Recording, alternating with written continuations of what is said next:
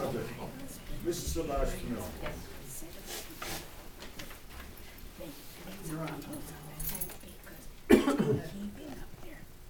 My question relates to section 5.231 under the heading General Criteria, subsection C, which states that the use shall be compatible with adjoining development and the proposed character of the zone district where it is to be located.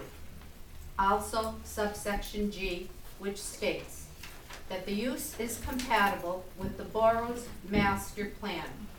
The word development is a key issue, which is subject to interpretation. But in researching various zoning state ordinances, the word development means the uses to which the land, which is subject of a map, shall be put.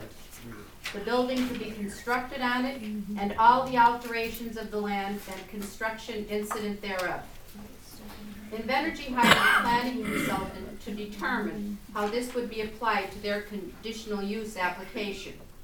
That would be labeled attachment C in the application. It's a 4-page paid opinion which the consultant obviously states that Invenergy would be in full compliance. In comparing the adjoining developments, the paid consultant only relates it to the adjoining Jessup Small Business Park, which is in an M1A zone. The paid consultant does not indicate how it is compatible with the adjoining S1 zone, which is a conservation zone where our water dams are located. Nor does the consultant indicate how compatible it is to the adjoining IAC zone. This zone contains the Little League complex, a daycare center, auto dealership, a body shop, roofing contractor, and 3 cemeteries. Perhaps its relationship is drawn from the air pollution that will eventually place us there. Unfortunately, last year, the United States had 200,000 premature deaths from air pollution. That is a statistic. The paid consultant next offers how it's compatible with Jessup's comprehensive plan. They claim on page 2 of attachment C that there are 2 relevant land use components with the comprehensive plan: existing land use study and future land use plan. The consultant states that the term manufacturing is used within the plan. That term is synonymous with industrial. According to the comprehensive plan, the term manufacturing falls under the category of commercial. The paid consultant writes, the existing land manufacturing use component, according to the comprehensive plan, comprises only 8% of the developed land within the borough. However, section 2, page 1, states the existing land commercial use is 12% of developed land within the borough, not 8%. The paid consultant further cites Article 10 to indicate that there are 2 specific references within the future land use component: manufacturing and business parks. However, both of these components are subheadings under the main heading of commercial, which also includes 3 other subheadings: community central, interchange activity center, and public and semi-public. Nor does the consultant mention under the future land use component the resource conservation area, where 4 areas exist. All are located east of the Lackawanna Valley Industrial Highway. A review of the comprehensive plan shows exactly where these resource conservation areas are located. One area is right at the proposed power plant property. Now, why would a paid consultant want to mislead you? Why would you accept any part of this paid consultant report when it's quite obvious how outlandish it is? And finally, the Pennsylvania Supreme Court in December 2013 ruling found sections of Act 13 were unconstitutional, particularly Section 3340, which violates substantive due process because it allows incompatible uses in zoning districts and does not protect the interests of neighboring property owners from harm. It alters the character of the neighborhood and makes irrational classifications. Amen. I ask you. This is our future, but particularly the future of all of the children and the grandchildren that are out there. You have to do it for them.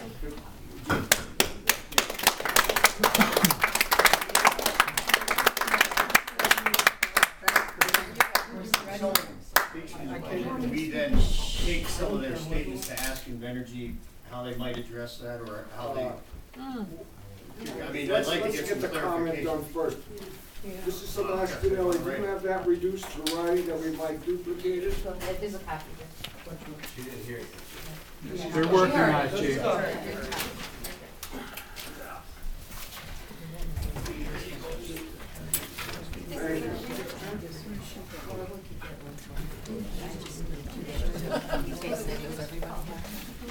Okay, is there anyone else wishes to speak or comment on the? Rella? Can I say? And give your name. Okay, Rella Scassawati, 300 Grassy Island Avenue, Jessup, PA. Page 1 of the CUP identifies the parcels of properties and the zones to be utilized for the proposed power plant. In reviewing the history of the zoning ordinances, which basically started in 1991 and were developed by consultant Marvin Broder, who established the various zones in our borough, and were rezoned a number of times through the years. Excuse me. The rezoning occurred due to the Scranton Chamber of Commerce wanting to expand economic development on the southeasterly side of the Lackawanna Valley Industrial Highway.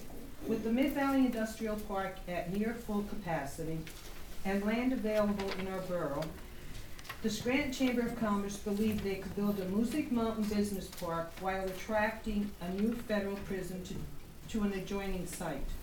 However, when the prison was held up by a federal injunction, council decided to move the prison closer to the main part of town. Additionally, the Scranton Chamber of Commerce made plans for 2 new parks, the Jessup Small Business Park and the Valley View Industrial Park. The rezoning that took place was from an S1 and an S2 described as conservation, agricultural, and farming zones to an M1A light manufacturing.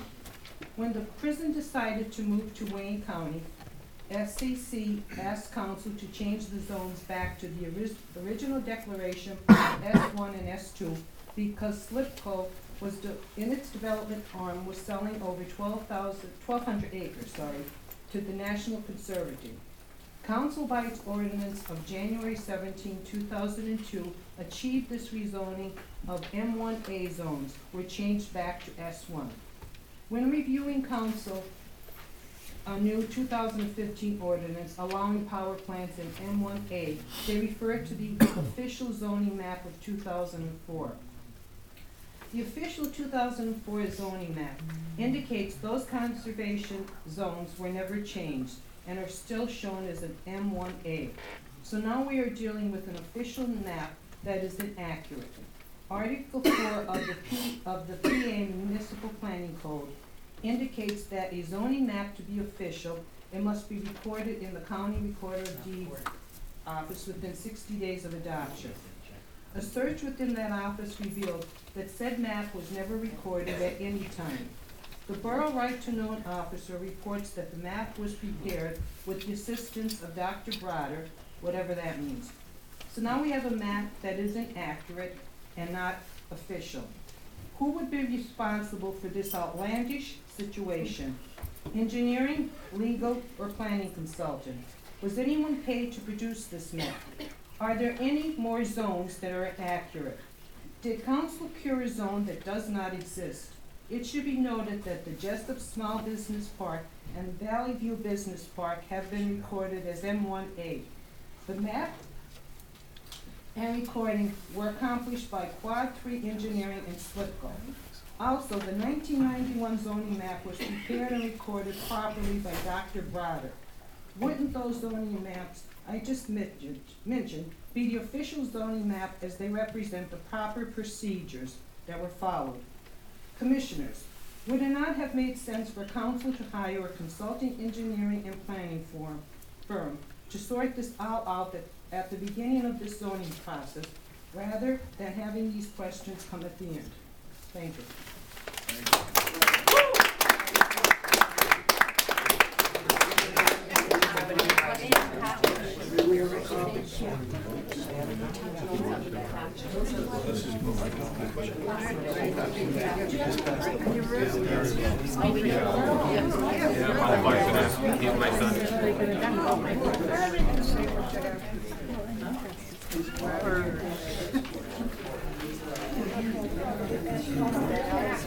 Good stuff.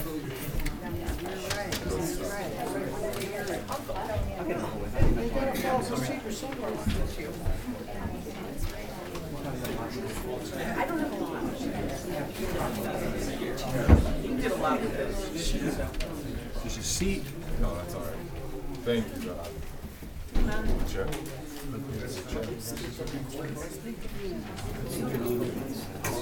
At least from where I can see it.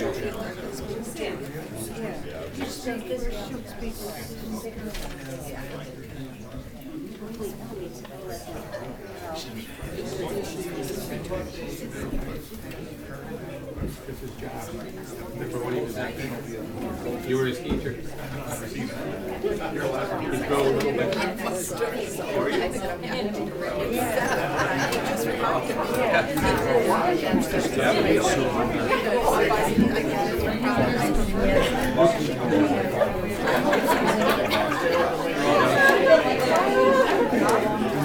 Pipe fitters are out in the halls.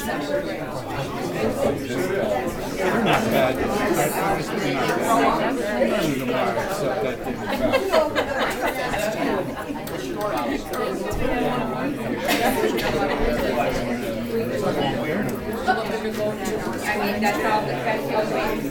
These other people just can't pay to be here. They never say shit. You know, they meet me at the sidebar at the end of it all, and you know, no, I'm not going to speak.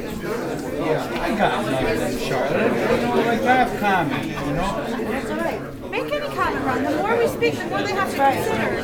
That's right. They're not going to ask for my comments on writing. I can tell you that much for damn sure.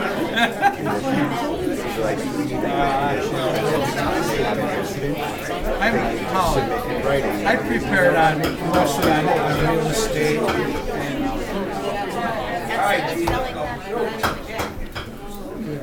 Is there anyone else that would like to get up and comment on the? Yes. Jason Petrosco, Center Street.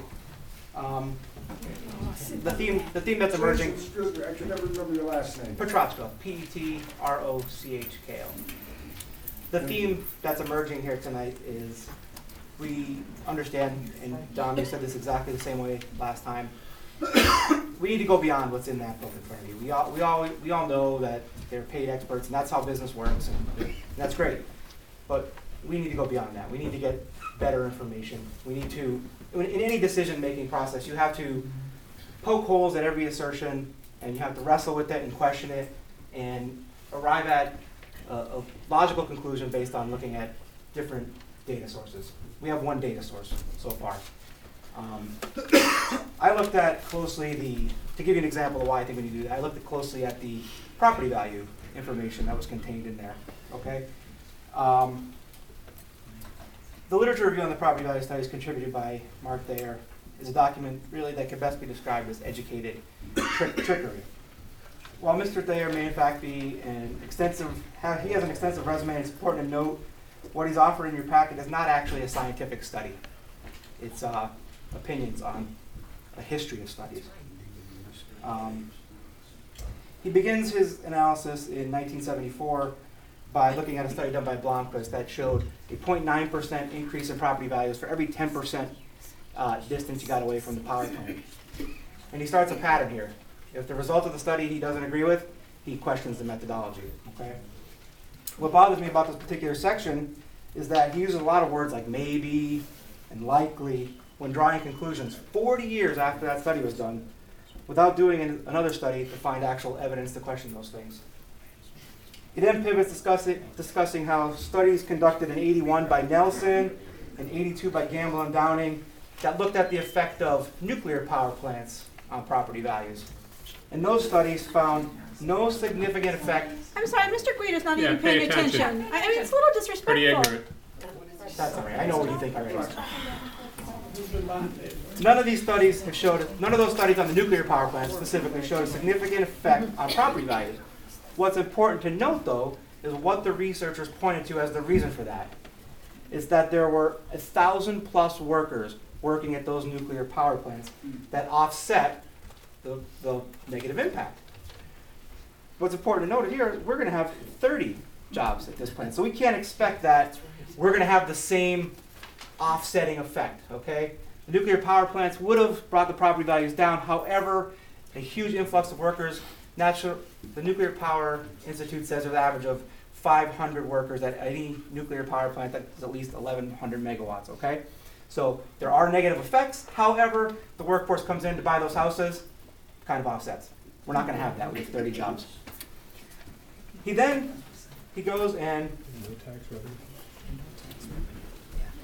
he looks at the Davis study, which is a study that we have talked about a lot. Okay, the Davis study says that home values near power plants will decrease 3 to 5%, and that there are larger effects for number 1, natural gas plants relative to coal plants. Number 2, large plants compared to smaller plants, i.e. greater than 275 megawatts. And 3, high utilization plants compared to peaking plants. It is important to note that right here, the Lackawanna Energy Center hits the trifecta of all 3 of those conditions. Okay.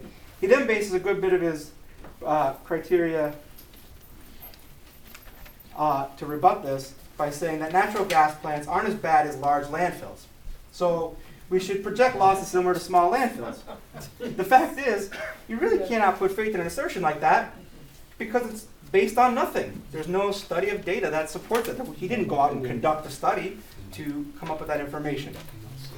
He then really takes the leap and makes this statement, and I quote, "Of course, power plants have positive qualities that landfills, transmission lines, and roads do not, and provide economic benefits to their communities." After this statement, he cites 4 sources. This would make me think that's a pretty strong claim. However, all 4 of those sources refer to wind energy projects. Not a one of them talks about a fossil fuel burning plant. If you're grading this as a college paper, you'd have to deduct a serious amount of points for that. It's a baseless, he's using evidence to support something that doesn't connect. To conclude, he tries to dig in his heels on the thought that even if there is value loss, the positive impacts will offset them in jobs and taxes. Well, we won't have jobs such as found at a nuclear plant, and we won't have the taxes either for a long time.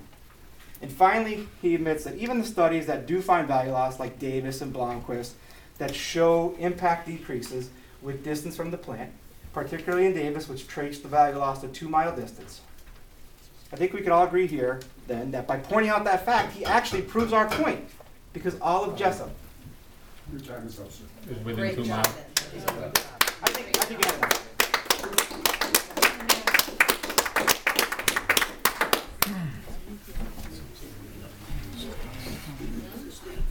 Thank you.